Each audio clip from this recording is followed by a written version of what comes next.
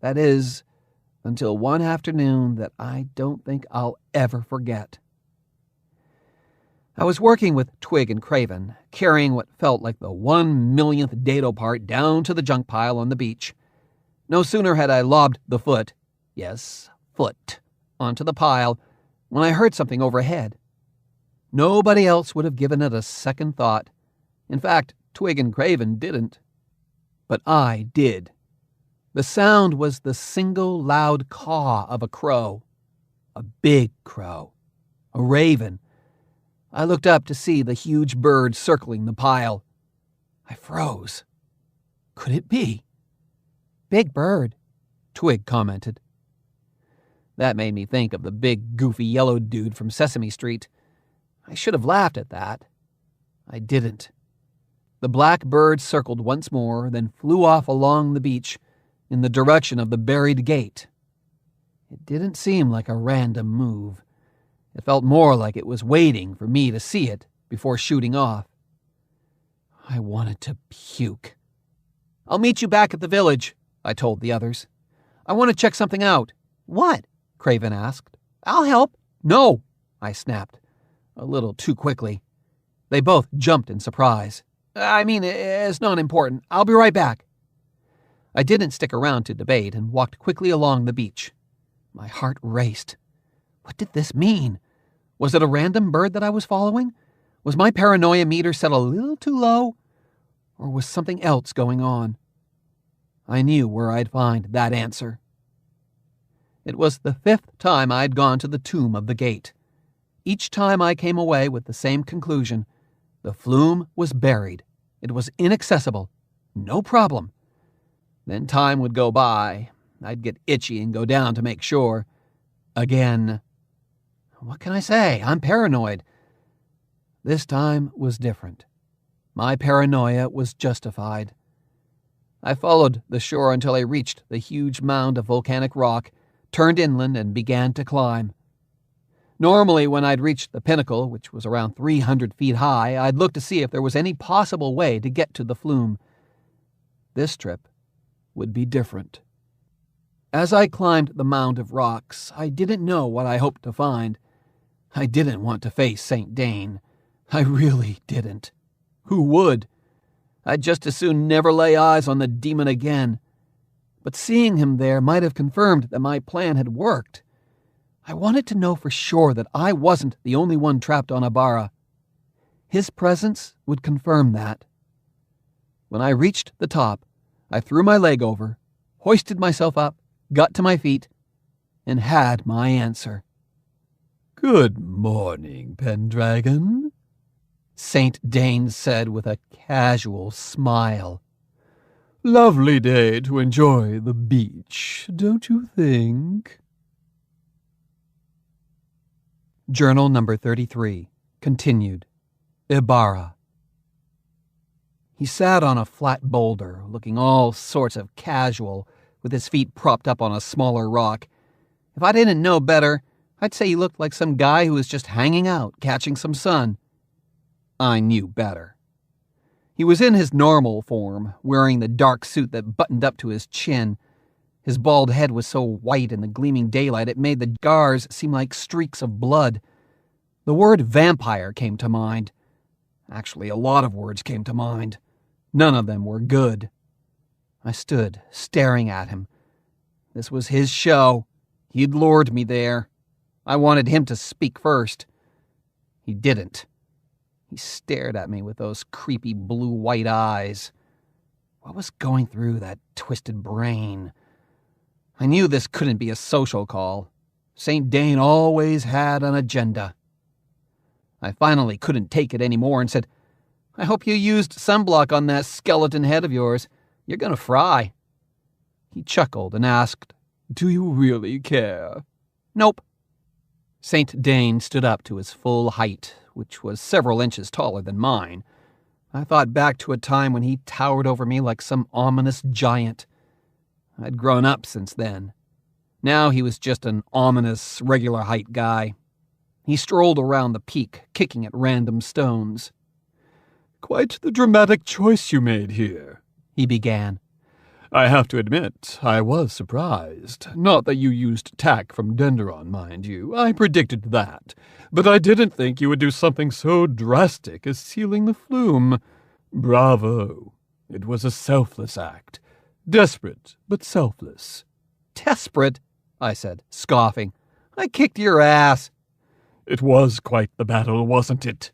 He said with glee, as if enjoying the memory. The potatoes didn't know what hit them, literally. And again, they didn't think about anything at all. They were mindless automatons. Now they're trash. Don't gloat, Pendragon. It's unbecoming. Hey, I earned it, I shot back. I didn't start this, but I finished it, and I finished you. St. Dane threw me a look with those cold eyes. What do you want? I snarled. I want to congratulate you, he announced jovially. I must say, events did not play out exactly as I expected. You have proven to be a formidable adversary. I thought this conflict would have ended long ago, and that is to your credit. He bowed deeply and added, For that, I commend you. Well, that's it? That's why you came here? You got so bored hanging out in the rubble of Rubik City that you flew all the way over here just to tell me what a great job I did? Talk about desperate. There's more, he said flatly. Oh, there always was. The guy sat down again. He looked out over the ocean, then back to the island, as if soaking up the beauty of the tropical territory. He seemed almost human. Almost. He continued. We've come a long way, you and I. I'd like to think we've both learned from each other. I now understand the resilience and fortitude the people of the territories possess. They are a passionate people, and for that I've developed a certain respect for them. But not enough respect to leave us alone, I added. Aha! He exclaimed. That is exactly my point. You see, my friend, I'm not your friend. Yes, of course. I hope that by now you understand exactly where our differences lie. I do. I'm trying to protect the territories, and you're trying to kill everyone. I've had that one down for a while now. He smiled and shook his head, as if I were an annoying child who didn't understand his obvious lesson. It made me want to hit him. You speak of methods, he said patiently. I speak of philosophy. Methods? I shouted. You use genocide like some kind of garden tool, and I'm supposed to ignore that? Are you any different? Didn't you condone the destruction of the dirigible Hindenburg? People died, Pendragon, but since it was for the greater good, you accepted it. Why are your tools any better or more righteous than mine? I wanted to argue, but I realized there was more going on here than debating about the past. Please, he continued calmly. For once in your futile existence, open your narrow mind to the larger issues. I turned around to look out on the ocean and take a deep breath. I had to calm down. St. Dane may not have been human, but he had human emotions. I'd gotten to him more than once. I definitely had learned a few things over the past several years, and one of them was that I was better off letting St. Dane spew than baiting him into an argument. It didn't help if I got all emotional either. I forced myself to relax. I'm listening, I said through gritted teeth. Thank you. I was speaking about our differences. If I may be so bold as to speak for you, I would say that you hold the opinion that free will is the right of every being in Hala. It is up to the individual to choose his or her own path, good or bad, wherever it may lead. That's putting it simply, but am I correct? I turned back to him. And it's your opinion that the people of Hala can't be trusted with their own destiny and need a guiding hand to help them live the kind of life you think is correct? St. Dane's eyebrow went up. It actually went up. Indeed, he declared with a touch of surprise. Again, an oversimplification, but in essence, correct. Perhaps you have been paying attention. It wasn't hard, I snarled. You see, Pendragon, St. Dane continued, that difference in philosophy has been the very core of our dispute. The people of the territories are egocentric, short-sighted children. You say they should control their own destiny, but time and again they have proven themselves incapable. You accuse me of practicing genocide. Believe me, the strife I have caused is but a mere drop of blood against the turmoil that the people of the territories have created for themselves. In spite of what you might think, I am not responsible for every war that has ever been fought. I cannot be blamed for hatred, bigotry, crime, religious conflicts, turf wars. The list goes on to infinity. You know enough of the history of your own world to know I'm right. It's no different with the other worlds. Velox, Chloral, Quillen, it's all the same. History is written in the blood of its people. I want to put an end to that. I took a few seconds to let his words sink in. I didn't want to speak out of emotion. Put it that way and it sounds great, I said, measuring my words. You're like some concerned parent who wants his children to stop fighting. I like that. The end of all human conflict. Sounds pretty good. There's only one.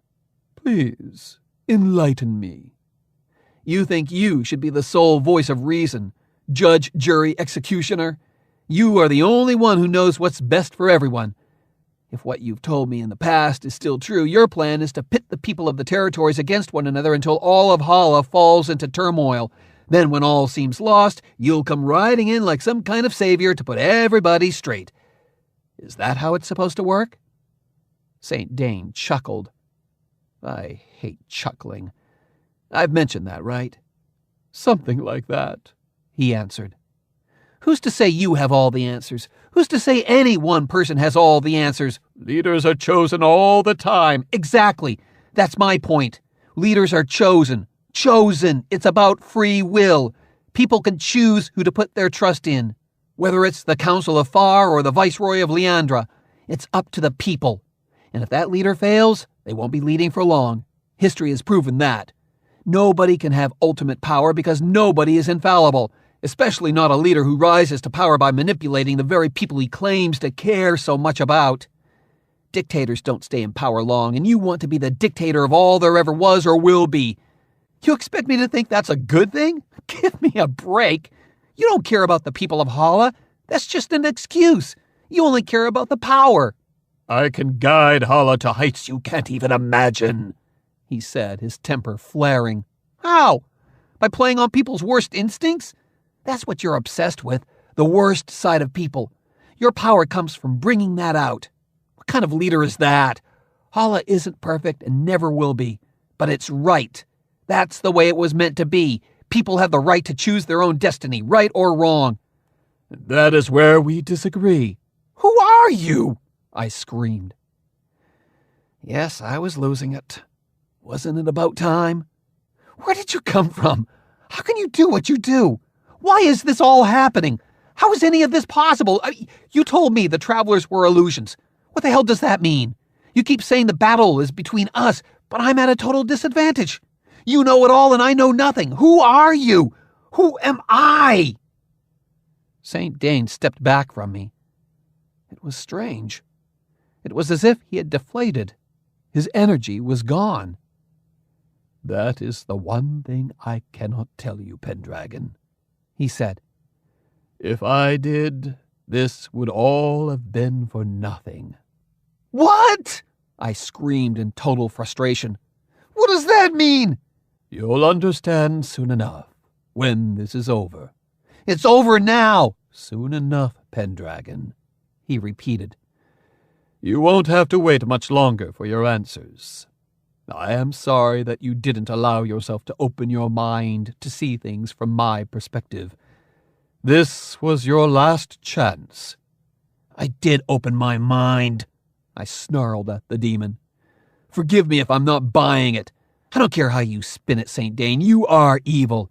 Everything you've done is evil. You can't make me believe for a second that anything you've done is justified because it will create some greater good.